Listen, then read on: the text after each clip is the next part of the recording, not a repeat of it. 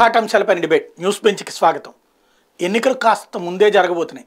ఏప్రిల్లో గత ఏడాది జరిగితే, గత ఎలక్షన్స్ ట్రిప్లో జరిగితే, ఈ దఫా ఏప్రిల్ కంటే ముందే మార్చిలోనే జరుగుతాయా అన్నటువంటిది, మార్చి ఎండింగ్లోనే జరుగుతాయా అన్నటువంటిది ఒక అనుమానం. ఎందుకంటే నిన్న మంత్రులతో క్యాబినెట్ సమావేశం సందర్భంగా ముఖ్యమంత్రి జగన్మోహన్ రెడ్డి మాట్లాడినటువంటి మాట కీలకమైంది. ముందుగానే ఓ 10-20 రోజులు ముందుగానే ఎన్నికలు జరిగితే కేంద్రం కూడా దానికి ప్రిపేర్ చేసుకుంటుంది. అలాగే ఇవాళ కొన్ని పత్రికలు కూడా టచ్ చేసినాయి. కేంద్ర ప్రభుత్వం ఫిబ్రవరి మార్చిలోనే ఎన్నికలకు వెళ్ళే అవకాశం ఉంది. ఎందుకు అంటే మార్చి తర్వాతనే ఏప్రిల్ నుండి కాస్త ఎండలు ఎక్కువగా ఉంటాయి, కరెంటు కోతలు ఎక్కువగా ఉంటాయి, అట్లాగే నిత్యావసర వస్తువుల ధరలు కొన్ని పెరుగుతూ ఉంటాయి, ఉల్లిపాయల దగ్గర నుంచి కూరగాయల దగ్గర నుంచి ఇట్లాంటివన్నీ. ఆ దశలో వాటి ఇంపాక్ట్ ఒకప్పుడు ఢిల్లీ ప్రభుత్వం కూలింది, ఒకప్పుడు వాజ్పేయి ప్రభుత్వం కూలింది. కాబట్టి అట్లాంటి పరిస్థితి రాకుండా ముందు జాగ్రత్త చర్యలు తీసుకుంటారన్నటువంటి ప్రచారం నడుస్తుంది. అది ఎంతవరకు వాస్తవం నెంబర్ 1. రెండోది వచ్చేటప్పటికి ఆంధ్రప్రదేశ్లో రాజకీయ పార్టీల పరిస్థితి ఏంటి? ఇంకా ఎన్నికలు చేరువైపోతున్నాయి. ఇక 2 నెలలు మధ్యలో ఉందనుకోవాలా? ఈ దశలో సీట్లకు సంబంధించి క్లారిటీ ఉందా? పొత్తులకు సంబంధించి క్లారిటీ ఉందా? రాజకీయం ఒక రూపుకు వచ్చిందా, రావాల్సి ఉందా? ఈ అంశానికి సంబంధించి చర్చలో పాల్గొనేందుకు ప్రస్తుతం మనతో పాటు ఉన్నారు కె వెంకటరెడ్డి, వైఎస్ఆర్ కాంగ్రెస్ పార్టీ రాష్ట్ర జాయింట్ సెక్రటరీ, అట్లాగే పెద్దిరెడ్డి రవికిరణ్, భారతీయ జనతా పార్టీ అధికార ప్రతినిధి, చెవులు కృష్ణాంజనేయులు రాజకీయ విశ్లేషకులు, అలాగే మాకురెడ్డి పురుషోత్తమ రెడ్డి గారు రాజకీయ విశ్లేషకులు మనతో పాటు ఎవరు జాయిన్ అవుతున్నారు. ముందుగా కృష్ణాంజనేయులు గారు ఏమనుకోవాలి? సాయి గారు నమస్తే. ఎలాంటి మెంబర్స్ అందరికి కూడా నమస్కారం. ఇంతకుముందు ముందస్తు ఎన్నికల మీద చాలా సందర్భాల్లో చర్చలు జరుగుతూ వస్తున్నాయి. మనం మన ఆంధ్రప్రదేశ్ లో అయితే ఒక ఏడాది నుంచి చర్చిస్తూనే ఉన్నాం. తెలంగాణతో పాటు ఆంధ్రప్రదేశ్ ఎన్నికలు కూడా జరుగుతాయి. అవి ఎలాగో జరగలేదు. ఇప్పుడు ఒక 20 రోజుల ముందుకు వస్తాయి ఎన్నికలు అనేటువంటి విధంగా నిన్న కేబినెట్ సమావేశంలో ముఖ్యమంత్రి వైఎస్ జగన్మోహన్ రెడ్డి మాట్లాడటం అనేటువంటిది కొంత ఆసక్తి కలిగించేటువంటి అంశం. ఇప్పటికే ఈ వారంలో చంద్రబాబు నాయుడు కూడా గతంలో మాట్లాడాడు. మొన్న రైతుల దగ్గరికి వెళ్ళినటువంటి సందర్భంలో ఫిబ్రవరిలోనే ఎలక్షన్స్ వస్తే మీరు రెడీగా ఉండాలనే విధంగా పవన్ కళ్యాణ్ కూడా అంతర్గత సమావేశాల్లో మాట్లాడుతూ వస్తున్నారు. ముఖ్యమంత్రి మాట్లాడేసరికల్లా ఇప్పుడు ఒక స్పష్టత వచ్చినట్టుగా కనపడుతోంది. మీరు అన్నట్లుగా మనకు 1 నెల 2 నెలల్లో ఎన్నికలు ఉన్నాయి అనేటువంటి దానికన్నా కూడా ఇప్పుడు మధ్యలో, ఇప్పుడు మనం డిసెంబర్లో ఉన్నాము, డిసెంబర్ మధ్యలో రేపు జనవరి 1 ఉంది. అంతే తప్ప ఫిబ్రవరిలో దాదాపుగా మన ముఖ్యమంత్రి చెప్పిన దాని ప్రకారంగా అయితే 20 రోజుల ముందుకు షెడ్యూల్ వస్తుంది అని అంటే 2019 మార్చి 10వ తేదీన నోటిఫికేషన్ వచ్చింది. ఏప్రిల్ 11న ఎలక్షన్స్ జరిగాయి. మే 23న ఓట్ల లెక్కింపు జరిగినటువంటి పరిస్థితి. కాబట్టి ఇది ఒక 20 రోజుల ముందుకు వస్తుందంటే ఫిబ్రవరిలో నోటిఫికేషన్ వచ్చేదానికి అవకాశం ఉండొచ్చు. ఏప్రిల్ నాటికల్లా, ఏప్రిల్ ఎండింగ్ కల్లా మొత్తము అన్ని చోట్ల ఇప్పుడు దఫాలుగా జరుగుతుంది కదా ఈ లోక్సభకు సంబంధించినటువంటి దాంట్లో, దానికి సంబంధించి కూడా మిగతా అన్ని చోట్ల కూడా ఎన్నికలు పూర్తయి అది ఓట్ల లెక్కింపు కూడా ఏప్రిల్ నాటికి పూర్తయ్యేదానికి అవకాశం ఉండొచ్చు. మే వరకు ఎండలు వచ్చేది వరకు ఉండకపోవచ్చు అనేటువంటిది ఇప్పుడు వరకు మరి ముఖ్యమంత్రి చెప్పిన దాన్ని బట్టి, లేకపోతే ఢిల్లీలో వాళ్ళు లోక్సభకు సంబంధించి కొంచెం ముందుకెళ్లాలనేటువంటి దాని కానీ వాళ్ళు చేస్తున్నటువంటి ఆలోచన కానీ ఇవన్నీ కూడా ఉన్నట్టు కనబడుతుంది. ఒకటి ఏమిటి అంటే ఆ సమయంలో కొంత ఎండల తీవ్రతంగా ఉండటమే కాదు, నేను ముఖ్యమంత్రి మాట్లాడినటువంటి సందర్భంలో కూడా విద్యుత్ కోతలు కూడా ఉంటాయి. విద్యుత్ కోతలు అంటే ఏమన్నా సమ్మర్లో బాగా వినియోగం ఉంటుంది కాబట్టి అంత వినియోగానికి అనుగుణంగా మనం విద్యుత్ సరఫరా ఇచ్చేదానికి అవకాశం ఉండకపోవచ్చు. ఆ విధమైనటువంటి ఇబ్బందులు ఉంటాయి.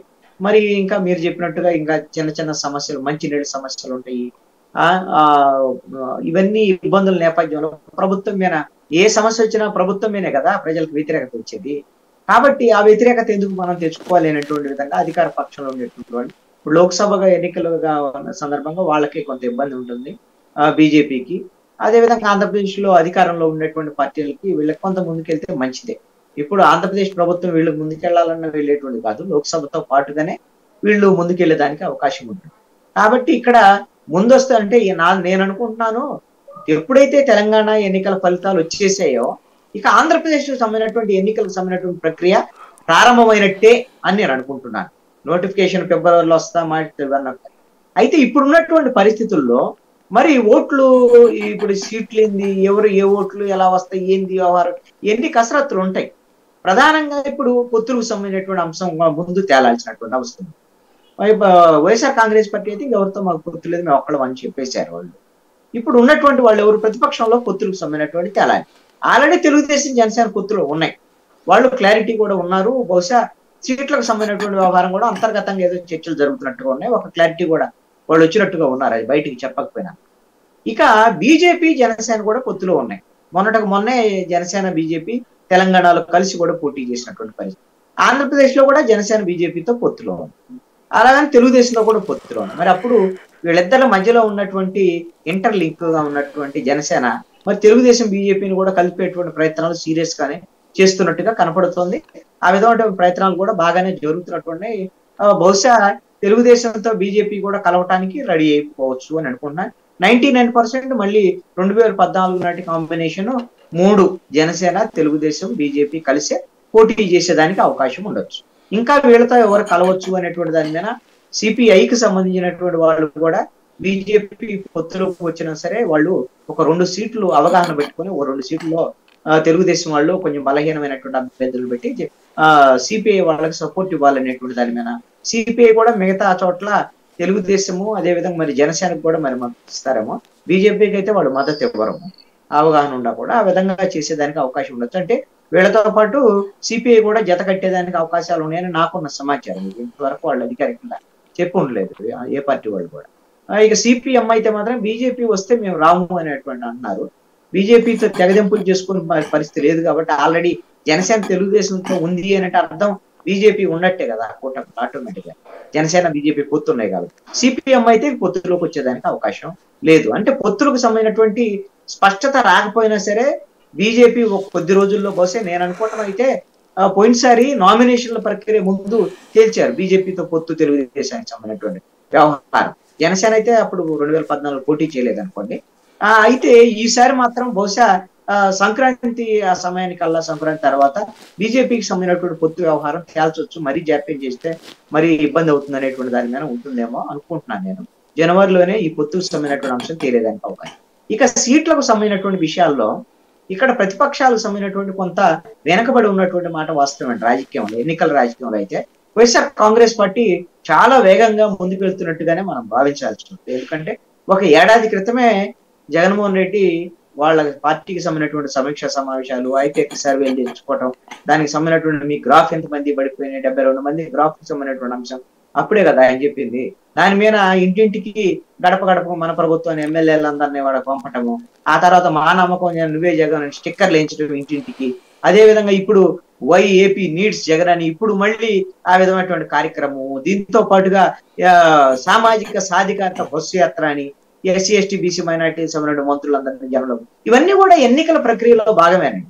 వాళ్ళు ప్రభుత్వంలో ఉన్నారు కాబట్టి అధికారికమైనటువంటి కార్యక్రమాల కింద అధికారులను ఉపయోగించుకొని, ప్రభుత్వ ధనాన్ని ఉపయోగించుకొని వాళ్ళు ప్రచారం చేసుకోగలుగుతున్నారు. ఆ విధమైనటువంటి రాజకీయ పరమైనటువంటి ప్రచారంలో కూడా వైఎస్ఆర్ కాంగ్రెస్ పార్టీ సమీక్షా సమావేశాలను కూడా క్రమం తప్పకుండా జగన్మోహన్ రెడ్డి నిర్వహిస్తున్నారు. ఎమ్మెల్యేలు, మంత్రులు, వాళ్ళ పార్టీకి సంబంధించిన జిల్లా అధ్యక్షులు వీళ్ళందరితో రెగ్యులర్ గా మాట్లాడుతూనే ఉన్నారు. ఈ మధ్య కాలంలో అయితే నియోజకవర్గాల వారీగా ఒక్కొక్క నియోజకవర్గంలో 50 మంది కీలకమైనటువంటి వాళ్ళని, ఏది గృహ సారథులు కాకుండా ఆ నియోజకవర్గంలో ముఖ్యమైనటువంటి లీడర్ల క్షేత్రస్థాయిలో ఉండేటువంటి వాళ్ళకి వైఎస్ఆర్ కాంగ్రెస్ పార్టీ దూరమైంది అనేటువంటి ఒక అపవాదం ఉంది. ముఖ్యమంత్రి జగన్మోహన్ రెడ్డి మాట్లాడటం లేదు ఎవరిని అనేటువంటి దాంతో ముఖ్యమంత్రి నేరుగా ఆ 50 మందితోనో 60 మందితోనో ఆయన నేరుగా మాట్లాడటం, వాళ్ళకి దిశానిర్దేశం చేసేటువంటి ప్రయత్నం అయితే చేస్తున్నారు. ఈ విధంగా వైఎస్ఆర్ కాంగ్రెస్ పార్టీ అయితే ఎన్నికల ప్రక్రియలో ఆల్రెడీ స్టార్ట్ అయిపోయింది. మొన్న 11 నియోజకవర్గాలకు సంబంధించినటువంటి ఇన్ఛార్జీల మార్పు అనేటువంటిది, అది దీంతో పాటుగా ఇంకొక 50 మందిని కూడా మారుస్తారు, ఇదేం మొదటి కాదు అనేటువంటి విధంగా కూడా సజ్జల రామకృష్ణారెడ్డి, బొత్స సత్యనారాయణ చెప్పున్నారు. సంఖ్య ఏదైనా వాళ్ళు చెప్పకపోయినప్పటికీ కూడా ఒక 50 మందిని మారుస్తారు అనేటువంటిది.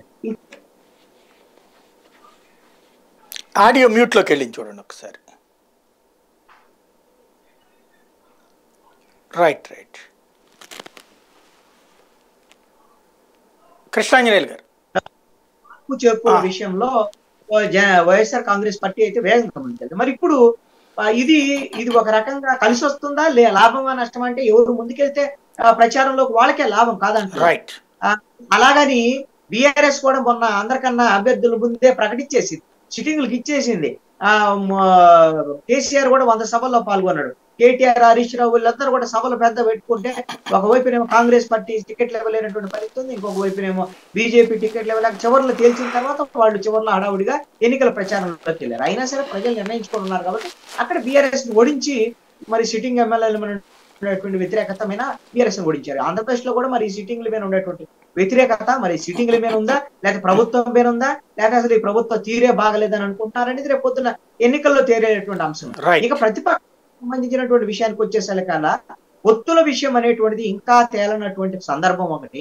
టికెట్లకు సంబంధించినటువంటి విషయంలో ఎక్కడ ఎవరికి ఎన్ని సీట్లు ఎవరికి అనేటువంటిది అది తేలకపోతే మాత్రం వాళ్ళు ప్రచారానికి వాళ్ళు ఏ నియోజకవర్గాల్లో ఇప్పుడు జనసేన పోటీ చేస్తారు, వాళ్ళు రెడీ అవ్వాలా లేదా, మిగతా చోట్ల తెలుగుదేశం ఎక్కడ పోటీ చేస్తారు.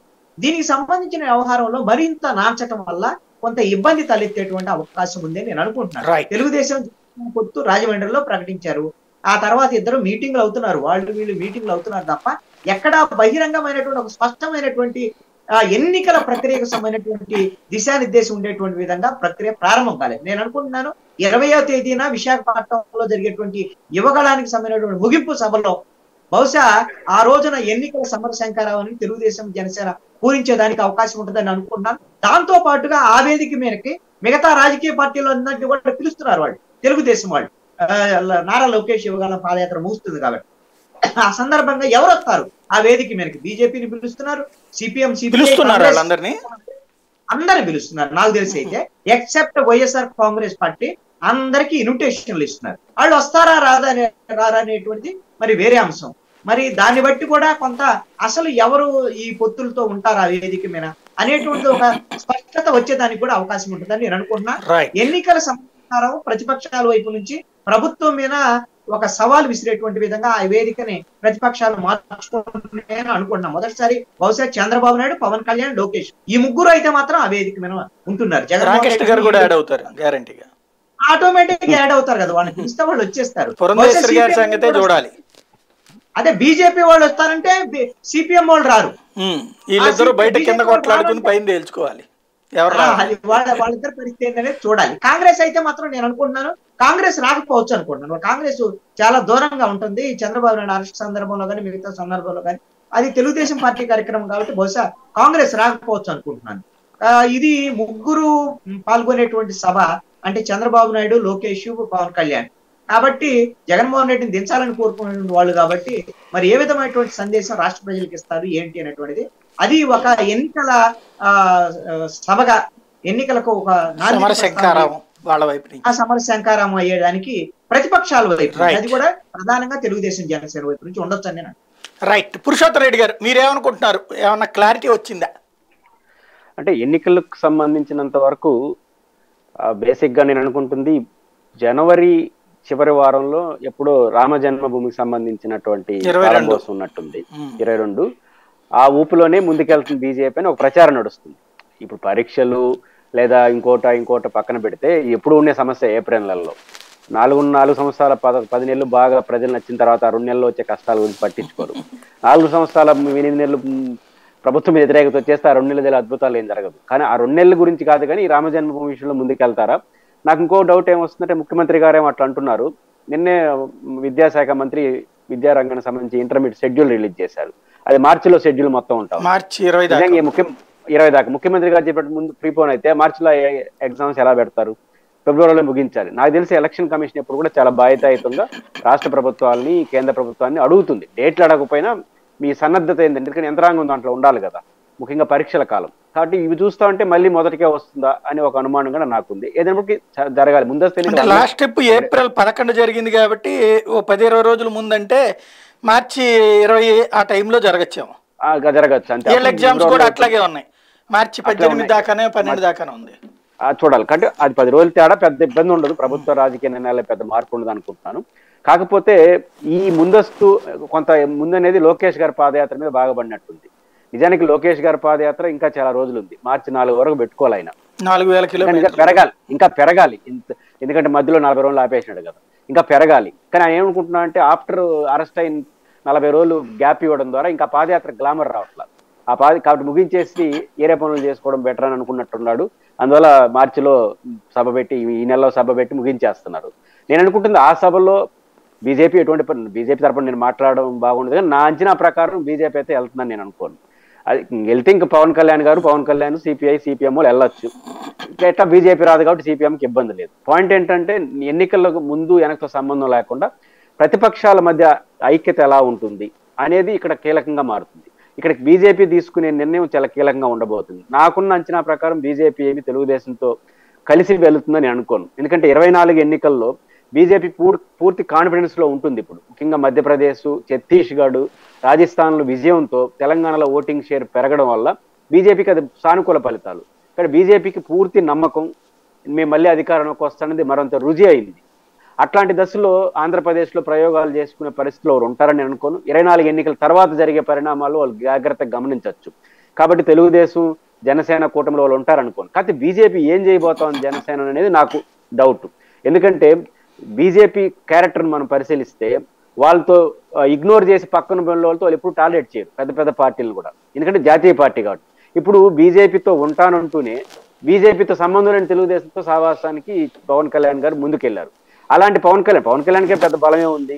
పెద్ద బలమైన పార్టీలు శివసేన లాంటి పార్టీలతోనే టాలరేట్ చేయరు. అంటే పద్ధతిగా ఉంటేనే ఉంటారు, లేకపోతే వాళ్ళ దారి వాళ్ళు చూసుకోమంటారు.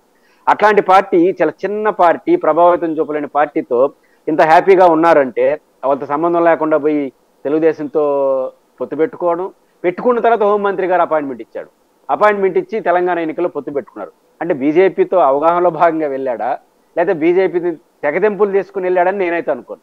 బీజేపీతో అవగాహనతో వెళ్ళి ఉండకపోయినా ఆయన ఆతృతకి వెళ్ళాడని చూడాల్సి ఉంది. కానీ బీజేపీ పవన్ కళ్యాణ్ గారిని తనతోనే ఉంచుకుంటుందా, తెలుగుదేశంతో బొమ్మంటుందా, ముగ్గురు కలుస్తారని అంచనా అయితే నేను లేను. కానీ బీజేపీ పవన్ కళ్యాణ్ గారిని మళ్ళీ వెనక్కి రమ్మంటుందా, లేదా మన ఇద్దరే పోటీ చేయమంటుందా, ఇది కీలకమైన సమస్యగా మారే అవకాశం ఉంటుంది. బీజేపీ పవన్ కళ్యాణ్ గారి సంబంధాలు ఎలా ఉంటాయి, వాళ్ళ డెసిషన్ అనేది ప్రతిపక్షాల మీద ఉంటాయి. ఇక సిపిఐ, సిపిఎం, నేను ఆ పార్టీని తక్కువ చేయడం నా ఉద్దేశం కాదు, కానీ వాళ్ళని దృష్టిలో పెట్టుకొని రాజకీయాలు నడవు. ఎందుకంటే వాళ్ళకి ఆ కెపాసిటీ ఆంధ్రప్రదేశ్లో లేవు కాబట్టి పట్టించుకోరు. బీజేపీ జనసేన ఎట్లా ఉంటుంది అనేది క్రూషియల్ గా ఉంటుంది. నేను చంద్రబాబు గారు ఒక అద్భుతమైన ప్రెస్ స్టేట్మెంట్ ఇచ్చాడు. నేను తెలుగుదేశం పార్టీ ఒక ఎమ్మెల్యే క్యాండిడేట్, నేను పేరు చెప్పను కానీ చాలా రోజులు నేను ఇంటర్వ్యూలో చంద్రబాబు నాయుడు గారు ఎన్నికల నామినేషన్ ముగిసేంత వరకు అభ్యర్థుల విషయం తేల్చడు అని చాలా సందర్భాలు చెప్తున్నా. ఆయన నువ్వు అట్లే అంటావులే అన్నాడు. ఇప్పుడు నేను ఆయనే ఫోన్ చేసి నువ్వు చెప్పేది కరెక్ట్ అయ్యేట్టుగా ఉంది, ఆయన ఏం తేల్చేట్టుగా లేడు అన్నాడు. ఏంటంటే నేను ప్రజల్లో కూడా వెళ్ళి సర్వే చేస్తాను అంటున్నాడు. ఇప్పుడు ప్రజల పల్స్ గడ తీసుకొని అభ్యర్థులను ఎంపిక చేస్తాడు. అది నిజానికి అది కాదు. విషయం ఏంటంటే జనసేన బీజేపీ ఏం చేయబోతా ఉంది, జనసేన ఎన్ని సీట్లు ఇప్పుడే తేల్చేస్తే మొత్తం సమస్య వస్తుంది. కాబట్టి ఇప్పుడు పవన్ కళ్యాణ్ గారు చంద్రబాబు గారు 30 సీట్లు అన్నాడు అనుకోండి, 30 సీట్లలో గొడవ స్టార్ట్ అవుతుంది తెలుగుదేశం నుంచి. ఆ 30 సీట్లు ఏంటి అనే సమస్య వస్తుంది. అలాగని తక్కువ సీట్లు ఇచ్చాను జనసేన గొడవ, ఎక్కువ సీట్లు ఇస్తే తెలుగుదేశం గొడవ. ఇవన్నీ అసలు జనసేన బీజేపీ ఏం చేయబోతున్నాయి, కలిసి మనకో వస్తారా, కలిసి విడిపోతారా, అసలు ఉంటారా పోతారా అనే డౌట్ చంద్రబాబు గారికి ఉన్నట్టు నేనైతే నమ్ముతున్నా. కాబట్టి నేను అనుకుంటుంది ఎన్నికల చివరి వరకు పవన్ కళ్యాణ్ గారు తెలుగుదేశం పార్టీ ఎన్ని సీట్లు ఇస్తారో, ఎలా ఉంటారో తేల్చరు. ఇది సహజంగా ఖచ్చితంగా తెలుగుదేశానికి ఇబ్బందే. ఎందుకంటే కింద జగన్మోహన్ రెడ్డి గారు బహుశా సంక్రాంతికి అటు ఇటుగానో 175 ప్రకటించేస్తాడు, దాంట్లో డౌట్ ఏం లేదు. ప్రకటించేస్తే అది పెద్ద ప్రెజర్ చంద్రబాబు మీద పడుతుంది. మాకు గారి సంగతి తేల్చమని తెలుగుదేశం ఒత్తిడి చేస్తారు. కాబట్టి ఇది మాత్రం ప్రతిపక్షాలకు ఇబ్బంది ఉంటుంది. వైసీపీకి కూడా ఒక తీవ్రమైన ఇబ్బంది వచ్చే అవకాశం అయితే ఉంది. సాయి గారు, మీకు తిరుపతి జిల్లా గురించి తెలుసు. నిన్నే సూళ్లూరుపేటలో 2 మీటింగ్లు జరిగాయి, ఈ రోజు ఒకటి, నిన్న ఒకటి. నిన్న ఆ జగన్ కావాలి, ఆయన పేరున్నాడు, ఆయన వరప్రసాద్ కాదు, మన సూళ్లూరుపేట ఎమ్మెల్యే, ఆయన పేరు సంజయ్ వయ్య. జగన్ కావాలి, సంజయ్ వయ్య పోవాలి. ఎవరు పెట్టింది మీటింగ్? వైసీపీ వాళ్ళే. వైసీపీ వాళ్ళు పెట్టుకున్న మీటింగ్ ఆత్మీయ సమ్మేళనం. జగన్ కావాలి, సంజయ్ వయ్య పోవాలి. ఇప్పుడు జగన్ కావాలి, సంజయ్ వయ్య కావాలని వాళ్ళు ఒక మీటింగ్ పెట్టుకున్నారు. అంటే ఇప్పుడు చివరకు వైసీపీ వాళ్ళు కేడర్ ఒక నిర్ణయానికి వచ్చేసారు. ఇప్పుడు జగన్ గారు తీసుకున్న కొత్త స్టైల్ ఏంది, గుంటూరు మన చిలకలూరుపేటలో ఉన్న రజనీ గారిని తీసుకొచ్చి వెస్ట్ లో పెడతారు. అంటే చిలకలూరుపేటలో కోపంగా ఉన్న కేడర్ ఆనుకొని ఉన్న గుంటూరు వాళ్ళు సంతోషంగా ఉంటారా? అంటే ఈ చేంజెస్ ని వైసీపీ కేడర్ యాక్సెప్ట్ చేయట్లా నాకున్న అంచనా ప్రకారం. ఇట్లే చేసి మళ్ళీ తిరుపతి ఆయన సత్యవేడిని తిరుపతి పెడితే ఎవరు ఒప్పుకుంటారు? కాబట్టి క్యాండిడేట్లే మార్చాలనే గోల కింద కేటగిరీలో ఉంది. Why need AP Jagan YCP slogan. కార్యకర్తల స్లోగన్ ఏంటంటే అభ్యర్థుల్ని మార్చాలి, జగన్ మారాలి. ఇది కార్యకర్తల యొక్క స్లోగన్. కార్యకర్తల స్లోగన్కి వచ్చేంత వరకు ఈ సమస్య పరిష్కారం కాదు. కానీ జగన్ గారు ఈ నియోజకవర్గం అట్ట షిఫ్ట్ చేసి అదేం పరిష్కారం కాదు. ఖచ్చితంగా ఇది వైసీపీ కూడా పెద్ద సవాలుగా ఉంటుంది. వైసీపీ క్యాడర్ మీకు కూడా తెలుసు, వెంకటరెడ్డి గారు ఒప్పుకోకపోయినా ఇది ఒక డిఫరెంట్ క్యారెక్టర్, కాంగ్రెస్ క్యారెక్టర్. వాళ్ళు మీరు ఇష్టం వచ్చినట్టు అభ్యర్థులు పెట్టేస్తే మా ఇష్టం వచ్చినట్టు చేసుకుంటారు, వాళ్ళు ఇష్టం వచ్చినట్టు వాళ్ళు చేస్తారు. కానీ రాయలసీమ నెల్లూరులో ఆ స్వభావం ఉంటుంది. ఖచ్చితంగా వైసీపీ క్యాడర్లో ఎమ్మెల్యేలు గణనీయమైన సంఖ్యలో, నాకు 10, 20, 30 నాకు తెలియదు కానీ గణనీయమైన సంఖ్యలో అభ్యర్థులు పూర్తిగా మార్చకపోతే వాళ్ళు తిరుగుబాటు చేస్తారు. ఖచ్చితంగా కొంత ఓట్లని డిస్టర్బ్ చేస్తారు. దీన్ని జగన్మోహన్ రెడ్డికి పెద్ద సవాల్. ప్రతిపక్షానికి నేను ఇంతకుముందు చెప్పిన సవాలు, అధికార పార్టీకి దించాలి. ఈ సవాలుని ఎవరు పర్ఫెక్ట్ గా డీల్ చేస్తారనే దాన్ని బట్టే ఎన్నికల సిస్టమ్ ఉంటుంది అనుకుంటున్నాను. ఎందుకంటే వైసీపీకి తెలుగుదేశానికి పెద్ద తేడా ఉంటుందని నేను అనుకోవట్లేదు. వైసీపీకి రూరల్ ఏరియాలో బాగానే ఉంది, అర్బన్ ఏరియాలో తెలుగుదేశానికి అడ్వాంటేజ్ ఉంది, సెమీ అర్బన్ లో అటు ఇటు కాకుండా ఉంది. కాబట్టి ఈ ఎన్నికల మేనేజ్మెంట్, పొత్తులు ఎత్తులు కూడా ఖచ్చితంగా ఎన్నికలను ప్రభావితం చేస్తుందని నేను నమ్ముతున్నాను. ఫలితాలు కూడా తారుమారు చేసే అవకాశం ఉంది.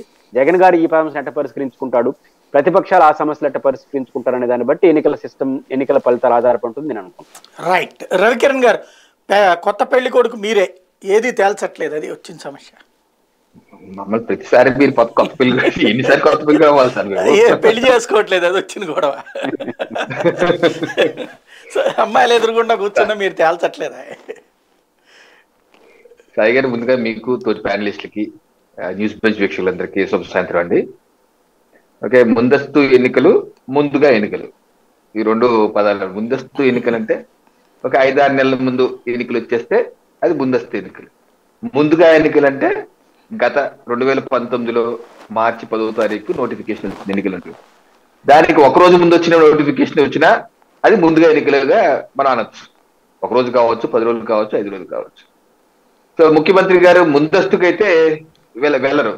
ఎందుకు వెళ్తారు? ఆయనకి అసలు ఇంకో 100 రోజుల లోపే, మా అయితే 90 రోజుల్లోనే ఎన్నికల నోటిఫికేషన్ రాబోతుంది.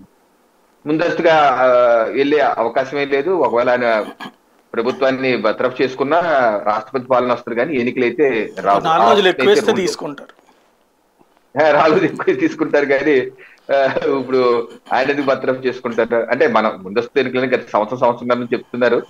ఆగస్టులో వచ్చేస్తున్నాయి ఒకసారి, లేకపోతే ఇది ప్రతిపక్ష టీడీపీ, మెయిన్ గా టీడీపీ అంటా ఉంది. ఆ తర్వాత తెలంగాణ వెళ్తాను. బట్ రూలింగ్ పార్టీ ఎప్పుడు చెప్తానే ఉంది, మేము ఒక రోజు ముందుగా కూడా వెళ్ళాం, షెడ్యూల్ ప్రకారం వెళ్తామని చెప్పి అన్నారు. అయితే మిగిలింది ఏమిటంటే కొంచెం ముందుగా ఎన్నికలు. అంటే గత 2014లో అప్పుడు ఎప్పుడు నోటిఫికేషన్ ఇంత చూస్తే మార్చి 5వ తారీఖు వచ్చింది సాయి గారు. అంటే ఏంటి, మార్చి 2019లో మార్చి 10 వచ్చింది, 2014 మార్చి, అంటే 5 రోజులకి ముందు వచ్చింది. అప్పుడు ఎన్నికలు వాళ్ళు ఎప్పుడు నిర్వహించారు? ఏప్రిల్ 7 నుంచి మే 12 వరకు 2014లో. 2019లో ఎప్పుడు పెట్టారు? ఏప్రిల్ 11 నుంచి మే 19వ తారీఖు వరకు. అంటే ఒక వారం రోజులు అటు వెళ్ళింది. కౌంటింగ్ ఎప్పుడు చేశారు? 2019లో మే 23న, 2014లో మే 16న, అంటే అదొక వారం. సో అంటే అలా చూసుకున్న వారం రోజులు అటు ఇటు. ఇప్పుడు ఎన్నికల నోటిఫికేషన్ అది త్రాచు వేసినట్టు మే 10 ఇచ్చారు కాబట్టి మే 10 ఇవ్వాలి మళ్ళీ 2024లో అని ఉండదు. కాబట్టి వాళ్ళు ఓవరాల్ గా షెడ్యూల్ చూసుకొని ఒక వారం రోజులు ఇటు అటు, లేకపోతే ఒక 10 రోజులు ఇటు అటు ఇవ్వచ్చు. అది పెద్ద విషయం కాదు. ఎందుకంటే అన్ని రాష్ట్రాల్లో, ఇప్పుడు మన రాష్ట్రం ఒక దేశవ్యాప్తంగా పార్లమెంట్ ఎన్నికలు వస్తాయి, దాంతో పాటు 4 రాష్ట్రాల అసెంబ్లీ ఎన్నికలు, మనది అరుణాచల్ ప్రదేశ్, మన పక్కన ఉన్న ఒరిస్సా, సిక్కిం, 4 రాష్ట్రాల అసెంబ్లీ ఎన్నికలు దీంతో పాటు వస్తాయి. కాబట్టి ఆ షెడ్యూల్ కూడా చూసుకుంటారు.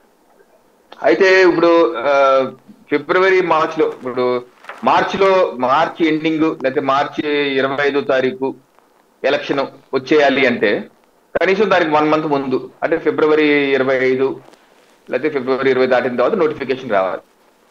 అలాగా వచ్చే అవకాశం ఉందా అంటే, ఓవరాల్ గా దేశవ్యాప్తంగా నేను ఇందాక స్టడీ చేసి చూస్తుంటే ఫిబ్రవరి మార్చి 2 మాసాలు దేశవ్యాప్తంగా అన్ని రాష్ట్రాల్లో 10th కానీ సిబిఎస్ఈ ఎగ్జామ్స్ కూడా ఇచ్చేసారు. సిబిఎస్ఈ ఇప్పుడు మా అబ్బాయి CBSE 8th class, 10th class కాదనుకోండి. షెడ్యూల్ చూస్తే ఫిబ్రవరి 15th నుంచి స్టార్ట్ అవుతుంది.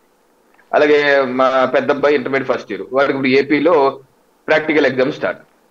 ఇది ఫిబ్రవరిలో షెడ్యూల్ ఇచ్చి ప్రాక్టికల్ ఎగ్జామ్స్ ఉన్నాయి. అలాగే ఇంత కర్ణాటక కూడా చూశాను, కర్ణాటకలో అలాగే ఫిబ్రవరి మార్చి. ఉత్తరప్రదేశ్ చూశాను, అది కూడా అంతే, ఫిబ్రవరి మార్చి. తమిళనాడు, అన్ని రాష్ట్రాల్లో అంటే ఫిబ్రవరి మార్చిలోనే 10th, ఇంటర్మీడియట్, సిబిఎస్ఈ ఇవన్నీ ఎగ్జామ్స్ నడుస్తున్నాయి. అవన్నీ ఓవరాల్ గా ఉత్తరప్రదేశ్ కూడా మార్చి 26కు ఎప్పుడు అవుతుంది, కొన్ని రాష్ట్రాలు 26కి ఎప్పుడు అవుతుంది. సో ఇది చాలా టైట్. సో నాకు తెలిసి అయితే మహా అయితే వారం 10 రోజులు ఏమన్నా ముందుకేనో రావచ్చేమో, కానీ ఇంత టైట్ షెడ్యూల్లో అవన్నీ లక్షలాది మంది రాస్తున్నారు. ఇప్పుడు మన రాష్ట్రంలోనే ఇంటర్మీడియట్ 10 లక్షల మంది రాస్తున్నారు, 10th క్లాసు 7-8 లక్షల మంది రాస్తున్నారు. మన అంటే 18 లక్షల మంది ఎంగేజ్ అయి ఉన్నారు. దానికి స్టాఫ్, పేరెంట్స్ ఆ మూడ్లోనే ఉంటారు, స్టాఫ్ ఆ మూడ్లో ఉంటారు. అలాగే దేశవ్యాప్తంగా కూడా ఓవరాల్ గా 8 లక్షల మంది, సిబిఎస్ఈ ఉందనుకోండి సుమారుగా ఒక 30 లక్షల మంది రాస్తున్నారు 10th. సో ఈ తరుణంలో అదంతా డిస్టర్బ్ చేసే విధంగా కేంద్ర ఎన్నికల సంఘం నిర్ణయాలు తీసుకుంటుంది నేనైతే అనుకోను. అదంతా ఒక కొలిక్కి వచ్చేసాకే ఇది వెళ్తారు. ఓకే, అభ్యర్థులుగా మనకు ఉంటది. నేను కూడా 2019 పోటీ చేశాను కాబట్టి మండు టెండర్లో రోడ్ల మీద తిరగాల్సి వస్తే అసలే కలర్ తక్కువ, అదైతే కరెంట్ తగ్గి కాకిలాగా అయిపోయాడు. ఇదైతే చక్కగా ఏదో శీతాకాలంలో వస్తే బాగుంది, సగం తెల్ల తిరగచ్చు క్యాంపెయినింగ్ కి అనుకున్నారు. సో అభ్యర్థులుగా అయితే ఎండాకాలంలో తిరగటం అనేది చాలా పెద్ద పనిష్మెంట్. కానీ నేను చిన్నప్పటి నుంచి చూస్తున్నాను, ఎప్పుడు ఎండాకాలంలోనే ఎన్నికలు వస్తాయి మ్యాక్సిమం. నాకు గుర్తున్నంత వరకు నా స్కూల్ హాలిడేస్ రావటం, అప్పుడు ఎలక్షన్స్ రావటం, తిరగటం ఉంది. ఎప్పుడు అదే అనుకుంటాం, వేసవికాలంలో కరెంట్ కోతలు ఉంటాయి, వేసవికాలంలో ధరలు పెరిగిపోతాయి, వేసవికాలంలో అందరికి చిరాకు పడతారు అని అనుకుంటానే ఉంటాం. ఎప్పుడు ఎండాకాలంలోనే వస్తాయి, శీతాకాలంలో రావు. మరి కేసీఆర్ గారు మంచి పని చేశారు అక్కడ అసెంబ్లీలో, కొంచెం ముందస్తు వెళ్ళి వాళ్ళకి శీతాకాలంలో అవజేశారు. అలాగే జగన్మోహన్ రెడ్డి గారు అలాగే వెళ్తారేమో అని చెప్పి నేను కూడా మనసులో అభిలషించాను. చక్కగా వెళ్తాడేమో, వెళ్ళిపోతే చక్కగా నవంబర్ లో డిసెంబర్ లో వెళ్తే హ్యాపీగా ఒక రౌండ్ అయిపోతే ఆ తర్వాత పార్లమెంట్ ఎన్నికల్లో విడిగా వస్తాయని చెప్పేసి అనుకున్నాం. సో ఆ ఆనందం అయితే జగన్మోహన్ రెడ్డి గారికి కలిగించలేదు. సో నేనైతే ముందుగా ఎన్నికలు వస్తే రావచ్చేమో కానీ ముందస్తుగా అయితే ఆప్షన్ రూల్డ్ అవుట్. ముందుగా వచ్చినా ఒక 5-10 రోజులు అటు ఇటు, అది పెద్దగా చర్చించాల్సిన అంశం అయితే కాదు. అయితే ముఖ్యమంత్రి గారు ఎందుకు కేబినెట్ లో ఉన్నారంటే నేను అనుకుంటాం, ఒకసారి అందరినీ సమాయత్తం చేసి నిద్రావస్థలో ఉన్నటువంటి కేబినెట్ మంత్రులందరినీ ఒకసారి సుప్రభాతం పలికి లేపి ఒక పదండి ముందుకి, ఇంకా మన అన్ని కార్యక్రమాల్లో పాల్గొనాలి, ఇంకా అయ్యింది అన్నట్టు వాళ్ళందరూ సమాయత్తం చేశారనేమో నేనైతే అనుకున్నా. లేకపోతే అది కూడా ఆయన ప్రస్తావించక్కర్లేదు, ఎందుకంటే ముందస్తు షెడ్యూల్ అనేది ఒక 5-10 రోజులు ఇటు రావచ్చు అటు రావచ్చు. అది ఎందుకు ప్రస్తావించారు స్పెసిఫిక్ గా అంటే, ఓకే గేర్ అప్ చేయటం, ఇంకా టైం ఇస్ హనీమూన్ పీరియడ్ అయిపోయింది, ఇంకా మనం ఎలక్షన్స్కి వెళ్ళిపోవాలి, ఇంకా మీరు అంతా రెడీ అవ్వండి అని ఒక రకంగా అప్పగింతల టైప్ లో వాళ్ళందరినీ సమాయత్తం చేశారని చెప్పేసి నేనైతే. ఎందుకంటే వారు కూడా కొన్ని లిస్టులు రిలీజ్ చేయటం, ఇన్ఛార్జీలు అంటే ప్రాంతీయ పార్టీల్లో ఇన్ఛార్జీలు అంటే ఎమ్మెల్యేల కింద లెక్క, మాది జాతీయ పార్టీలు అలా ఉండదు కానీ. సో వాళ్ళ లెక్కలా ఉంది కాబట్టి సో ఇప్పుడు నుంచి అన్ని balls will start rolling, so keep ready అన్నట్టు నేనైతే భావించాను. ఇంకా భారతీయ జనతా పొత్తుల గురించి, సరే పొత్తుల గురించి ఎప్పుడు చెప్పినా మేము అదే చెప్పాలి, మరి మీరు అదే చెప్తారంటారు. అంతకన్నా మాకు అధికార ప్రతినిధులుగా మాకైతే స్వేచ్ఛ లేదు. అయినా సరే రొటీన్ చెప్పాల్సిన అవసరం ఉంది. గత సంవత్సరమే మా జాతీయ అధ్యక్షులు గారు ఆంధ్రప్రదేశ్ రాష్ట్రానికి వచ్చినప్పుడు పొత్తులు ఎత్తుల గురించి మీరు ఆలోచించద్దు, అది ఎన్నికల సమయంలో నిర్ణయించుకుందో ఏంటన్నది, మొత్తం అన్ని రాష్ట్రంలో ఉన్న 46,000 పోలింగ్ బూత్ లో మీరు బలోపేతం చేయండి, ప్రభుత్వ వ్యతిరేక కార్యక్రమం ప్రభుత్వాన్ని నిలదీయండి, అలా కార్యోన్ముఖులు పనిచేయండి. ఏదన్నా ఓకే, మేము దేనికి ఇప్పుడు భారతీయ జనతా పార్టీ అధిష్టానం అయితే మీరు ఒంటరి పోరాటానికి రెడీగా ఉండమని చెప్పింది. అంటే ఇప్పుడు సార్ ఇప్పుడు ఎలా ఉంటదంటే, మేము ప్రతి బూత్ లోనూ ప్రతి పార్టీ బలోపేతం అవ్వాలని కోరుకుంటాం. ఏ పార్టీ అయినా, అక్కడ కమ్యూనిస్ట్ పార్టీ అన్నా ఏ పార్టీ అయినా సరే, జనసేన ఎవరైనా సరే ప్రతి బూత్ లో బలోపేతం అవ్వాలి. అంతేగాని ఈ బూత్ ఆ పార్టీకి ఇచ్చేద్దాం, లేదా ఈ అసెంబ్లీ ఆ పార్టీకి ఇచ్చేద్దాం, ఏ పార్టీ పనిచేస్తుంది సార్. సో మనకి పరిస్థితులు ఎలా ఉన్నా సరే అన్ని బూత్ లోనూ మనం స్ట్రాంగ్ గా ఉంటాం. రేపు ఎలక్షన్స్ లో పొత్తులో భాగంగా ఇవ్వాల్సి వచ్చింది అనుకోండి, మా బూత్ లో ఉన్న క్యాడర్ ఆ పొత్తులో ఉన్న పార్టీకి పనిచేస్తాం.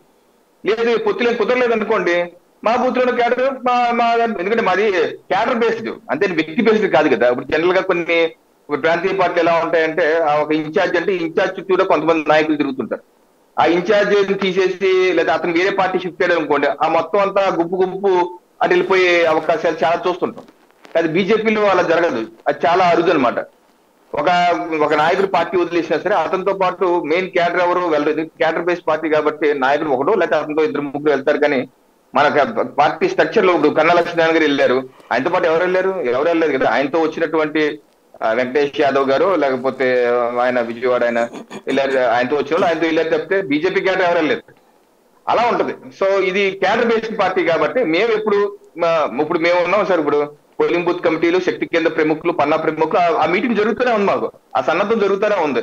అలాగే డోర్ టు డోర్ వెళ్ళాలి. ఇప్పుడు మా క్యాండిడేట్ ఎవరనేది అప్రస్తుతం, క్యాండిడేట్ ఎవరైనా కావచ్చు. ఇప్పుడు 2019లో నేను పోటీ చేసినప్పుడు క్యాండిడేట్లు ఎవరైనా మీకు ఇంట్రెస్ట్ ఉన్న అప్లై చేయమన్నారు, నేను కూడా అప్లై చేశాను. నాతో పాటు ఒక 5-6 మంది అప్లై చేశారు. అవన్నీ కేంద్ర పార్టీ దగ్గరికి వెళ్తాయి, వాళ్ళు చూసుకుని ఫైనలైజ్ చేసి నా పేరు పంపారు. అలాగే ఇప్పుడు మన తెలంగాణ ఎన్నికల్లో చూసాం, బండి సంజయ్ గారి పేరు వచ్చినా ఎవరి పేరు వచ్చినా కేంద్ర పార్టీ నుంచి ఫైనల్ సెలెక్ట్ చేసి అప్పుడు పంపించినాయి కదా. సో అలాగే మాకు ఇన్ఛార్జీల వ్యవస్థ ఉంటుంది. సో పొత్తు అన్నది ఉన్నా లేకపోయినా వీ డోంట్ మైండ్, మేము 7 దశాబ్దాలకు పని చేసుకుంటూ వెళ్తాం, పొత్తుంటాం ఓకే, పొత్తు లేకపోయినా ఓకే. అంతేకాని ఎవరి మీద ఆధారపడైతే మేమైతే రాజకీయం చేయట్లేదు కదా. ఈ రోజు వరకు ప్రస్థానంలో 2019 నుంచి ఇప్పుడన్నా సరే ఎవరి మీద ఒకళ్ళ మీద ఆధారపడి వీళ్ళు మాకు రావాలి వస్తేనే ధర్నా చేస్తాం, వీళ్ళు మాకు రావాలి వస్తేనే అది చేస్తాం, ఈ మీటింగ్ పెట్టుకుంటాం అనే లేదు కదా. మా పని మేము ఇప్పుడు జనసేన ఉంది, జనసేనతో మేము కలిసి కార్యక్రమాలు చేసి చాలా తక్కువ, 2-3 తప్పితే డిపెండ్ అయ్యింది లేదు కదా. అలాగే స్థానిక ఎన్నికలు కూడా చూసాం. జనసేన వాళ్ళ పార్టీ కూడా ఇప్పుడు పవన్ కళ్యాణ్ గారే మనం చెప్పారు మీటింగ్ లో, స్థానిక ఎన్నికల్లో మన వాళ్ళు టీడీపీతో వెళ్తున్నారు, అదేంటని కనుక్కుంటే అక్కడ వాళ్ళు బలంగా అక్కడికి వెళ్ళిపోయాను అంటే ఏంటి, వాళ్ళు టీడీపీతో కలిసి వెళ్ళారన్న విషయం ఆ అధినేతకి ఆయనకి తెలుసు, తెలిసినా సరే వారించలేదు.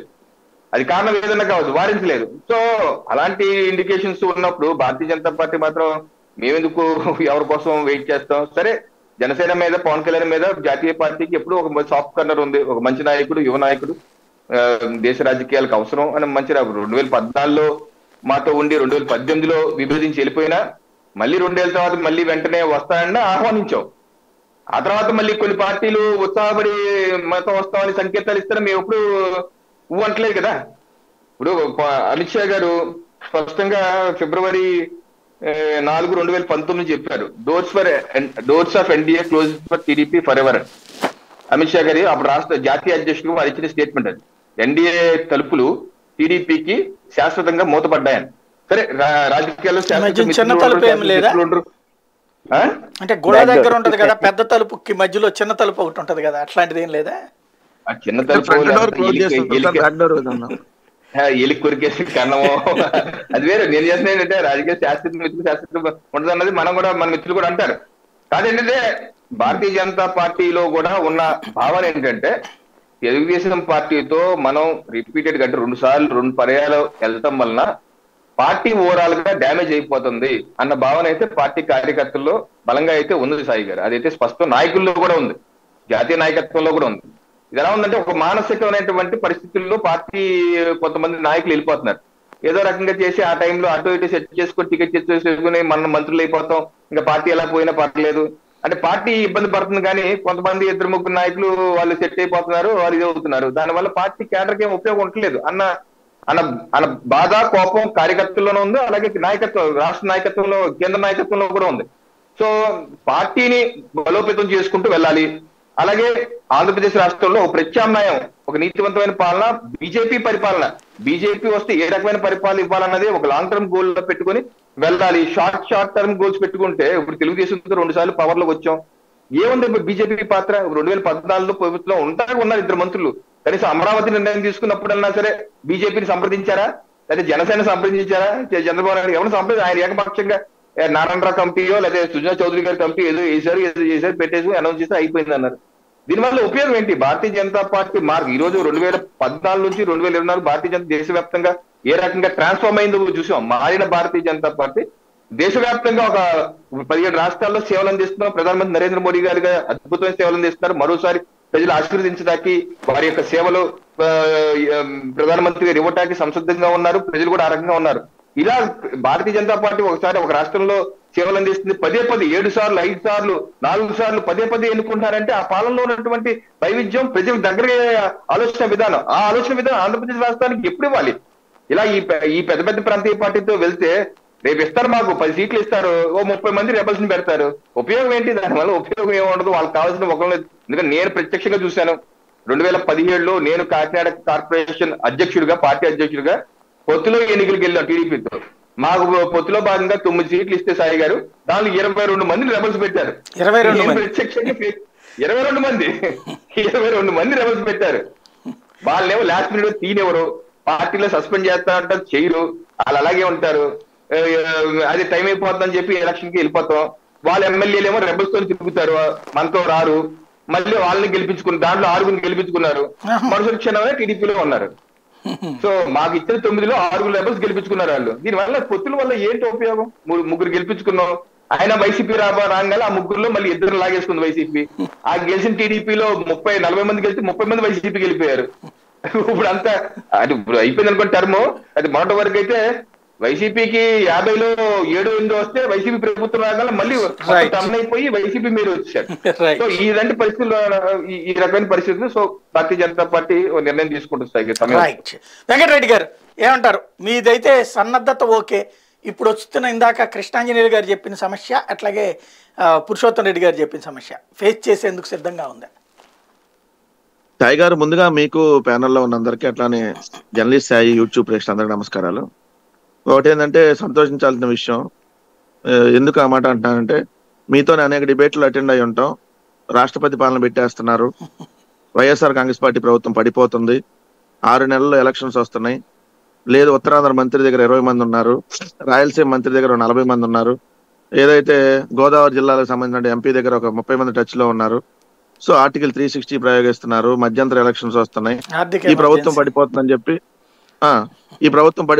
చెప్పి పాపం ఎన్నాళ్ళు ప్రచారం, మాకు వ్యతిరేకంగా ఉన్నటువంటి తెలుగుదేశం అనుకూల గోల మీడియాలో వచ్చినటువంటి వార్తలు ఇవన్నీ చూస్తే అయిపోయింది. ఆల్రెడీ 4.5 ఏళ్ళు దాటిపోయి జనరల్ ఎలక్షన్స్ రేపు ఏప్రిల్ 11వ తారీఖు, జనరల్ గా అయితే ఏప్రిల్ 11, 2019 అంతకుముందు ఎన్నికలు జరిగినటువంటి తేదీ.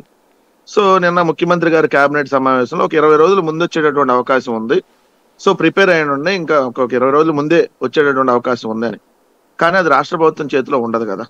వాస్తవంగా ఏంటంటే మాకున్నటువంటి సమాచారం ప్రకారం ఒక మొట్టమొదటి విడతలోనే ఆంధ్రప్రదేశ్ రాష్ట్రానికి అసెంబ్లీ అండ్ పార్లమెంట్ ఎన్నికలు జరగబోతా ఉన్నాయి అనేది అంతకుముందు కూడా 2019లో కూడా మొట్టమొదటి విడతలోనే జరిగినాయి ఎలక్షన్స్. కాబట్టి ఇప్పుడు కూడా అదే విధంగా జరుగుతాయి అనేది మేము కూడా భావిస్తున్నటువంటి అంశం.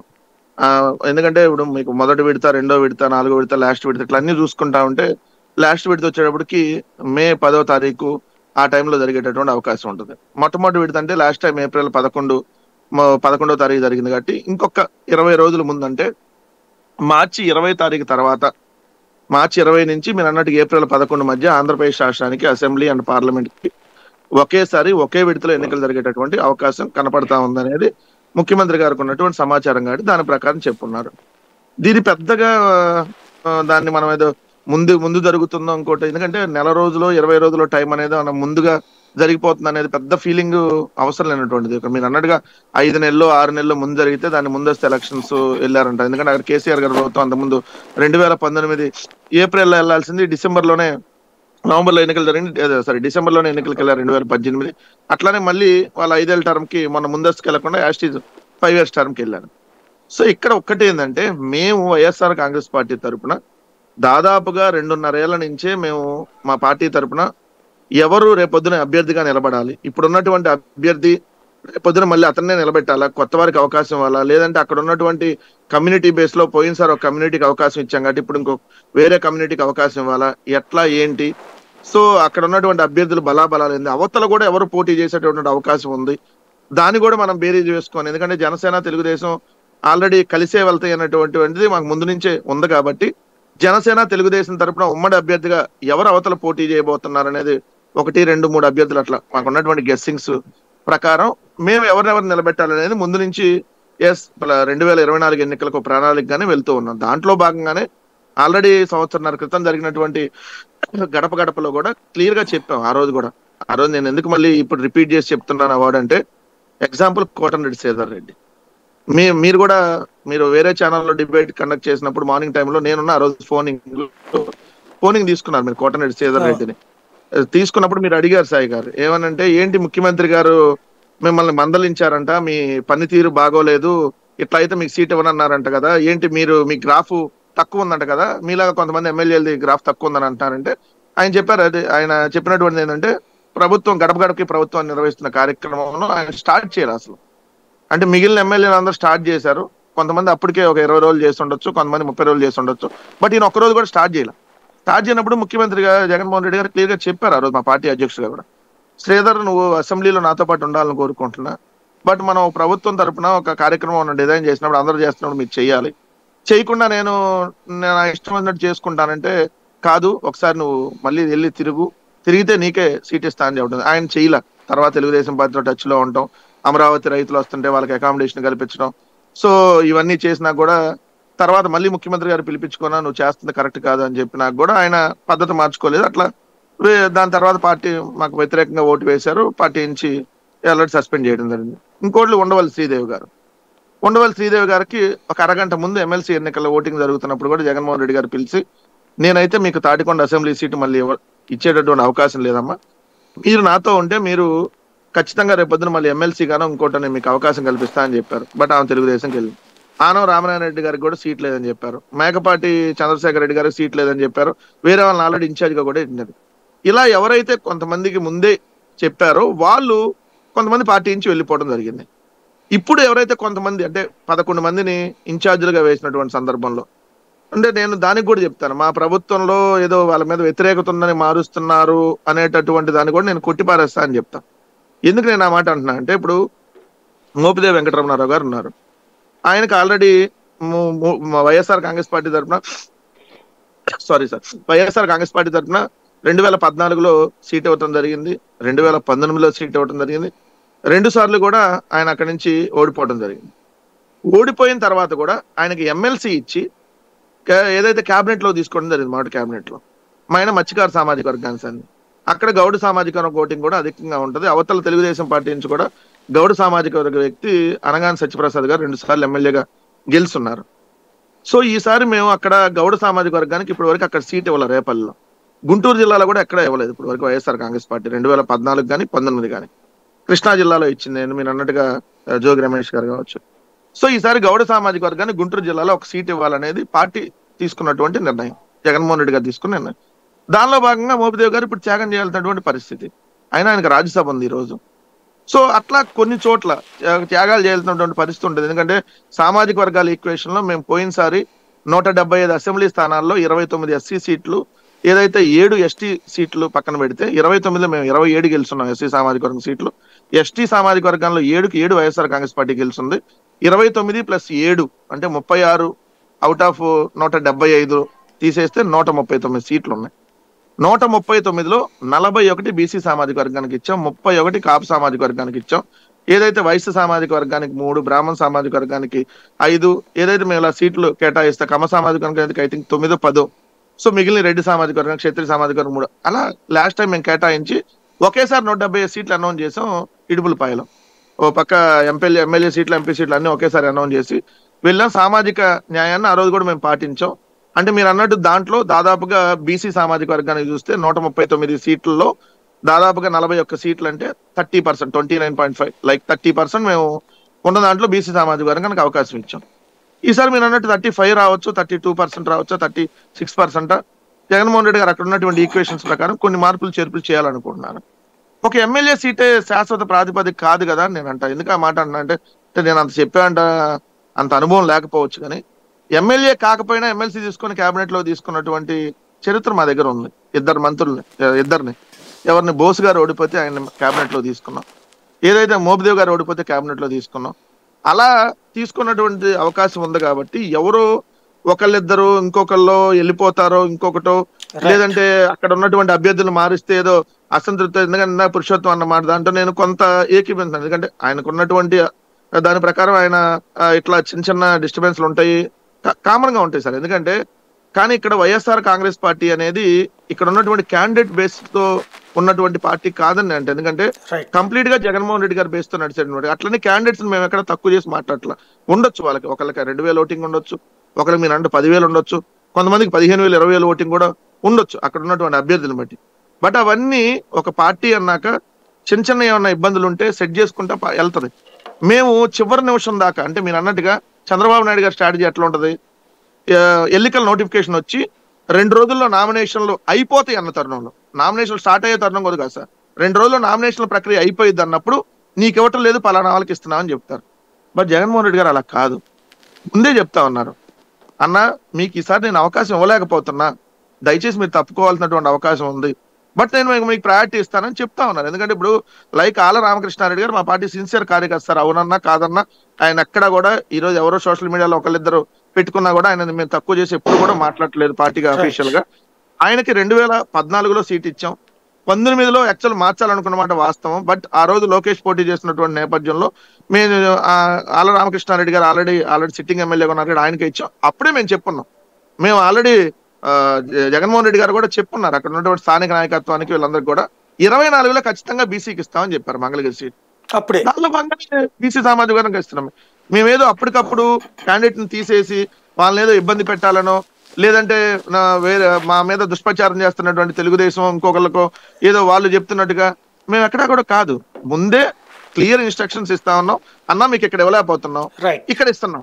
లేదన్నా ఇప్పుడు మీకు ఇక్కడ కూడా మీకు అవకాశం లేదు, రేపొద్దున మన గవర్నమెంట్ రాగానే ఇస్తామని చెబుతున్నాం. సో ఇలా మేము ఎక్కడికక్కడ కూర్చోబెట్టుకొని క్లియర్ గా మాట్లాడి సెటరైజ్ చేసుకుంటా వెళ్తున్నాం. అది మేము పెద్దగా ఇబ్బందిగా భావించట్లేదు. ఎందుకంటే ఎక్కడైనా కూడా మార్చినప్పుడు మీరు అన్నట్టుగా కామన్ గా ఉంటుంది. అక్కడ ఉన్నటువంటి కార్యకర్తలు కొంతమంది అన్నా మీకు సీట్ ఇవ్వలేదు కదా, మనం వేరే పార్టీకి వెళ్ళిపోదామని కొంతమంది చెప్పొచ్చు. లేదన్నా మనం పని చేద్దాము, మళ్ళీ మనకు అవకాశం ఉండదని కొంతమంది చెప్పొచ్చు. సో అవన్నీ కూడా కూర్చోబెట్టుకుని అట్లా ఉన్నాయి, సెటరైజ్ చేసుకుంటా వెళ్తా ఉన్నాం. మా టార్గెట్ మళ్ళీ చెప్తా ఉన్నాం సార్, 110, 120, 125, 130 కాదు. మీరు అన్నట్టుగా 120, 110 ఏదో గవర్నమెంట్ అధికారంలోకి వస్తే చాలు అని మేము టార్గెట్ గా వెళ్తే, మీరు అన్నట్టుగా అందరిని కూడా కంటిన్యూ చేసి ఎవరిని కూడా నొప్పించకుండానో ఇబ్బంది పరచకుండానో ఉండేవాళ్ళం. బట్ మేము పెట్టుకున్న టార్గెట్ కుప్పంతో సహా మొత్తం గెలవాలని. అలాంటప్పుడు ఖచ్చితంగా మార్పులు చేర్పులతో వెళ్ళాలి. మార్పులు చేర్పులతో వెళ్తేనే మేము 175 గెలవగలం. అలా కాదంటే మేము 120, 110 దగ్గర ఆగిపోతాం, లేదా 130 దగ్గర ఆగిపోవచ్చాం. సో మేము పెట్టుకున్నటువంటి టార్గెట్ కి అనుగుణంగా ఖచ్చితంగా మార్పులు చేర్పులు ఉంటాయి. అది అవతలాలు మమ్మల్ని క్వశ్చన్ చేసేటటువంటి నైతిక అర్హత వాళ్ళకి లేదు. ఎందుకు నేను ఆ మాట అంటున్నా అంటే, ఒక్క నిమిషంలో ముగిస్తాను సార్. గంటా శ్రీనివాసరావు గారు భీముల ఎమ్మెల్యే, మంత్రి. ఎందుకంటే విశాఖపట్నం నార్త్కు మార్చాడు చంద్రబాబు నాయుడు? నేను అన్నాడు కదా చంద్రబాబు నాయుడు గారు, అమ్మో ఇలా మంత్రులను ట్రాన్స్ఫర్ చేస్తారా, ఎమ్మెల్యేలు ఇలా ట్రాన్స్ఫర్ చేయటం నా గురువింద గింజ సామెతలో నేను మొత్తం ఈ 44 ఏళ్ళలో ఎప్పుడూ చూడలేదండి, ఎట్టా ట్రాన్స్ఫర్ చేస్తారండి అని అన్నాడు కదా. ఎందుకు ట్రాన్స్ఫర్ చేశారు? ఆ పార్టీలో అంతర్జాతీయ మహిళా అధ్యక్షురాలు ఉంది వంగలపూడి అనిత గారు, ఆమె పాయకరావుపేట ఎమ్మెల్యే. ఎందుకు కొవ్వూరుకు మార్చారు సార్? కొవ్వూరులో ఉన్న జవహర్ గారు మంత్రి, ఆయన తీసుకొని వచ్చి ఇక్కడ ఏదో కృష్ణా జిల్లాకి ఎందుకు మార్చారు సార్? అంటే వాళ్ళు చేస్తేనేమో అది, మేం చేస్తేనేమో ఇది. అంటే అట్లా ఇది సామెతలు చెప్పేటప్పుడు చంద్రబాబు నాయుడు గారు ఇవన్నీ మర్చిపోతే అట్లా పక్కన ఉన్నాలన్నా గుర్తు చేయాల్సినటువంటి అవసరం ఉండదు కదా. ఏ పార్టీ అయినా ఎవరు నిలబెట్టుకోవాలి, ఎక్కడ ఎవరు నిలబెట్టుకొని ఎలా గెలుపుగా వెళ్ళాలనేటటువంటి ఆలోచనతో వెళ్తుంది. దానిలో భాగంగానే ఒక మేము ప్లాన్ గా వెళ్తా ఉన్నాం. రైట్. ఇక్కడ కృష్ణాంజనేయులు గారు, ఈ కుల సమీకరణాలు అన్నటువంటిది ఎలక్షన్ లో ఈ దఫా పనిచేస్తాయా? ఎందుకంటే వీళ్ళు 3-4 పార్టీలు జట్టు కట్టినప్పుడు అట్లాగా కులాలు కుదురుతుందా? వీళ్ళు ఇట్లా చేస్తే ఎవరికి ప్రయోజనం చేకూరుతుంది?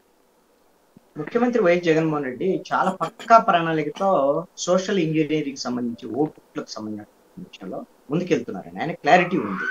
ఇక్కడ తెలుగుదేశము జనసేన కలిసిన తర్వాత కాపు సామాజిక వర్గము 2014లో అదేవిధంగా 2019లో మిగతా అన్ని చోట్ల కాపు ఓటింగ్ చెల్లింది, కానీ 2024లో మాత్రం ఎట్టి పరిస్థితుల్లో కూడా వైఎస్ జగన్మోహన్ రెడ్డికి వైఎస్ఆర్ కాంగ్రెస్ పార్టీ ఓటు వేసేయడానికి అవకాశం లేదు. కాపు ఓటింగ్ మొత్తం కన్సాలిడేట్ అయి ఉంది ప్రస్తుతం. అయితే పవన్ కళ్యాణ్ ఎవరికి చెప్తే వాళ్ళకి అన్ని నియోజకవర్గాలు ఓటారు. మరి కాపు ఓటింగ్ అంటే 65 లక్షల ఓటింగ్ ఉన్నటువంటి పరిస్థితుల్లో ఆ ఓటింగ్ అంటే ఒక్క నిమిషం అన్న, నేను మధ్యలో ఇంటరప్ట్ చేస్తున్నాను కదా సార్. ఇప్పుడు అంటే ఎట్లా చెప్పగలుగుతున్నారు మీరు? అంటే స్థానిక సంస్థల ఎన్నికల మొత్తం కాపు సామాజిక వర్గం పవన్ కళ్యాణ్ గారికి ఓటేసిందా? ఎంపీడీసీ ఎలక్షన్ లో కాపు సామాజిక వర్గం మొత్తం పవన్ కళ్యాణ్ ఓటేసిందా? క్లారిటీ ఇస్తాను. ఈ విశ్లేషణ ఎట్లా చెబుతారు? రెడ్డి సామాజిక వర్గం మొత్తం జగన్ గారికి ఓటేస్తారు. ఒక్క నిమిషం. కమ్మ సామాజిక వర్గం మొత్తం టీడీపీకి ఓటేయదు. మీరు ఏ విధంగా కాపు సామాజిక వర్గం పవన్ కళ్యాణ్ వెంటుందని చెప్తున్నారు? అరే అదే భీమవరం గాజువాకలో పోటీ చేస్తే అదే కాపు సామాజిక వర్గం ఈ చంప ఆ చంప 2 పగలగొట్టి పంపించారు. ఇదే భీమవరం నుంచి మొత్తం ఏదైతే స్థానిక సంస్థల ఎన్నికల్లో ఎంపీడీసీలు, జడ్పీడీసీలు, మున్సిపాలిటీలు, కార్పొరేషన్ పోటీ చేస్తే జనసేన బీజేపీ, జనసేన తెలుగుదేశం ఇద్దరిని ఈ చంప ఆ చంప 2 ఎట్ట పగలగొట్టాలి అట్ట పగలగొట్టే మీరంతా కాపులు మొత్తం పవన్ కళ్యాణ్ చెప్పండి. సార్ పవన్ కళ్యాణ్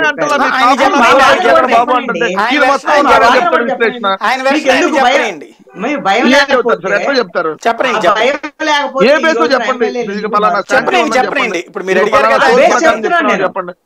ఈ రోజున ఆంధ్రప్రదేశ్ లో ఉండేటువంటి కాపు సంఘాలు మిగతా వాళ్ళందరితో అనేక సందర్భాల్లో నేను మాట్లాడినటువంటి సందర్భంలో మాకు తెలుగుదేశం గవర్నమెంట్ లో కనీసంగా కాపులను గుర్తించినటువంటి పరిస్థితి ఎంతో జగన్మోహన్ రెడ్డి అన్ని విధాలుగా మాకు అన్యాయం చేశాడు, వివక్ష కూడా ప్రదర్శించాడు. ఆఫీసర్స్ విషయంలో కానివ్వండి, మిగతా అన్ని విషయాలు ఎట్టి పరిస్థితుల్లో కూడా జగన్మోహన్ రెడ్డికి ఒక్క ఓటు కూడా కాపు ఓటు రాదు అని నేను అనేకమైనటువంటి సందర్భాల్లో ఎక్కడ మాట్లాడినా చెప్తున్నటువంటి మాట.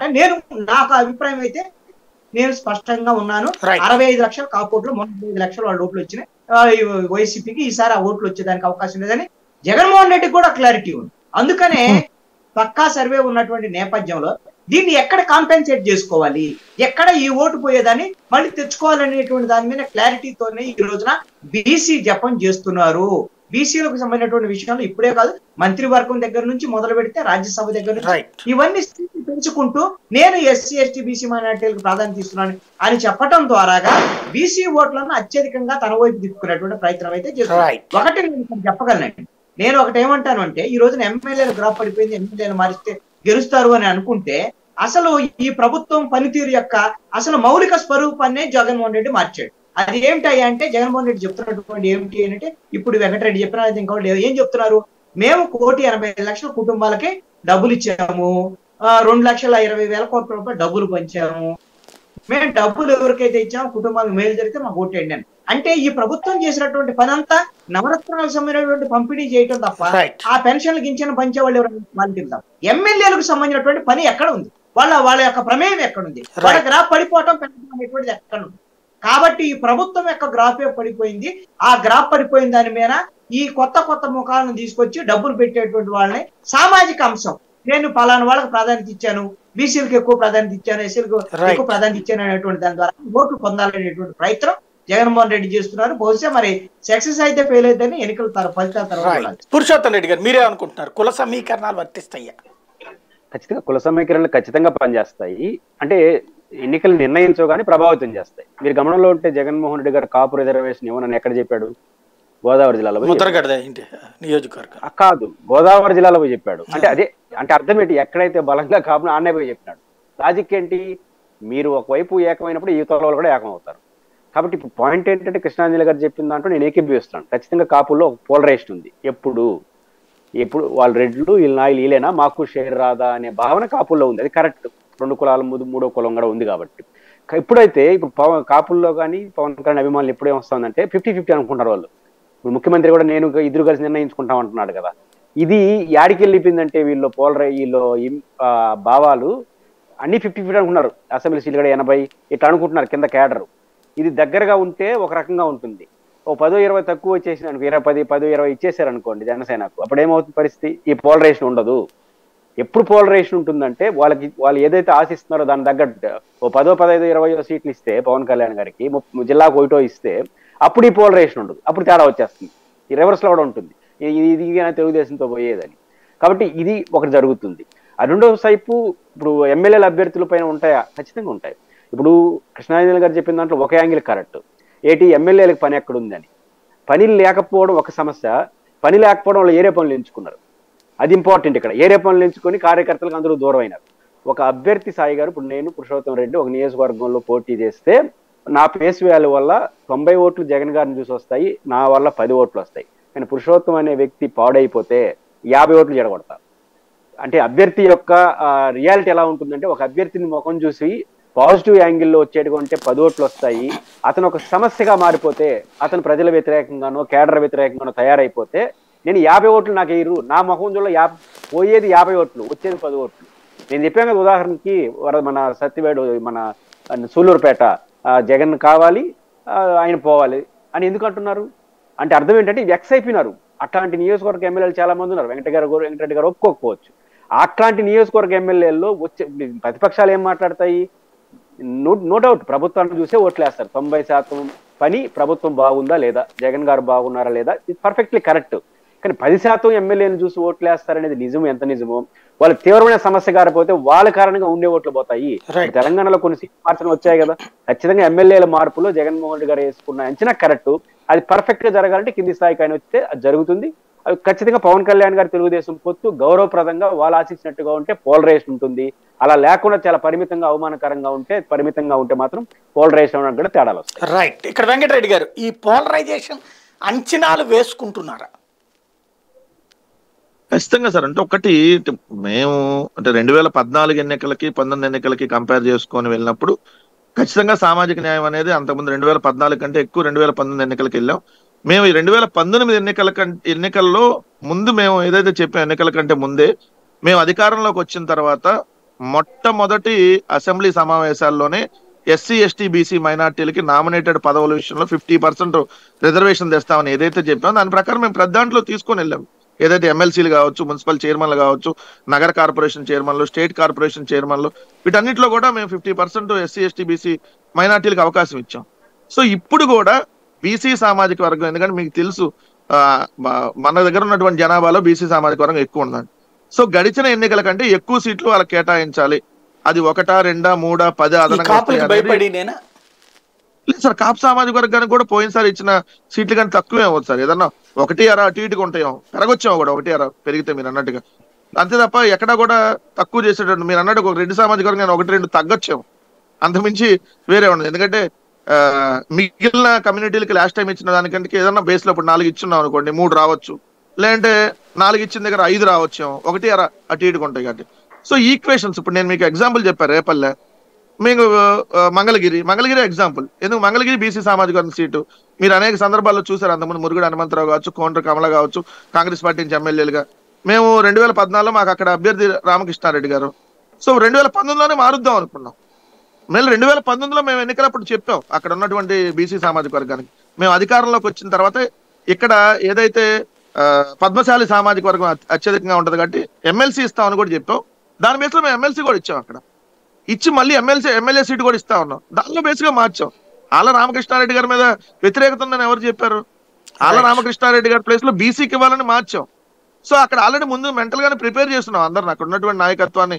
సరే ఎవరో ఒకళ్ళిద్దరు తాత్కాలికంగా కొంత అసంతృప్తిగా ఉండొచ్చు, అన్ని సెటరేట్ అవుతాయి. ఎక్కడైనా పార్టీ అన్నా కూడా సార్, ఒక ఇంట్లో అమ్మకి కొడుక్కి ఒక సందర్భాలు పడదు, అన్నకి తమ్ముడికే పడదు. అట్లని ఆ అమ్మను కొడుకు విడిపోతారా? ఉండదు కదా. సో ఎవరో ఏదో మా ప్రచారం చేసుకుంటున్నటువంటిది అయితే అదన్నీ తాత్కాలికమని మాత్రం చెప్తున్నా. బట్ ఇక్కడ ఒక్కటైతే నేను స్పష్టంగా చెప్పగలను సార్, కాపు సామాజిక వర్గం పవన్ కళ్యాణ్ వెంట ఉన్నది అనేది మాత్రం అది అబద్ధం అని నేను చెప్తా. అది నేను చెప్పడం కాదు, పవన్ కళ్యాణ్ చెప్పాడు. రీసెంట్ గా ఒక 5-6 నెలల క్రితం కూడా మీరు ఆయన మీటింగ్లు చూడండి, మీరే ఓట్లు ఎత్తే నేను ఎప్పుడు ఎమ్మెల్యే అవ్వనండి కాపు సామాజిక వర్గాన్ని అంటే వాళ్ళు లేరని ఆయన చెప్పినటువంటిది. రెండోది అవరు సార్, ఎందుకు అవుతారు? మీరు అన్నట్టుగా కొంతమంది కాపు సామాజిక వర్గానికి సంబంధించిన కొంతమంది యువకులు ఏదైతే సినిమా పరంగా పవన్ కళ్యాణ్ అభిమానించేటటువంటి ఎవరైతే కొంతమంది యూత్ పవన్ కళ్యాణ్ సీఎం అవ్వాలని కోరుకొని ఉండొచ్చు. కానీ ఇప్పుడు ఆయనే చెప్పాడు కదా, నేను కాదురా బాబు, ఇప్పుడు చంద్రబాబు నాయుడు, ఒకవేళ దాని తర్వాత అయితే లోకేష్, దాని తర్వాత ఇంకేమైనా ఉంటే దేవాంశే తప్ప మనకు అవకాశం ఉండదు, 10 ఏళ్ల పాటు మనం పొత్తులో ఉంటామని చెప్పాడు సార్. అట్లానే మీరు ఎవరైతే వ్యతిరేకిస్తారో వాళ్ళందరూ మేము కోవట్లుగా భావిస్తాను. నేను చెప్పినట్టు ఇంటేనే పార్టీలో ఉండండి. తెలుగుదేశానికి అనుకూలంగా ఉన్నాళ్ళు మాత్రమే జనసేనలో సీట్లు ఇస్తా, జనసేనలో వాళ్లే ఉంటారు.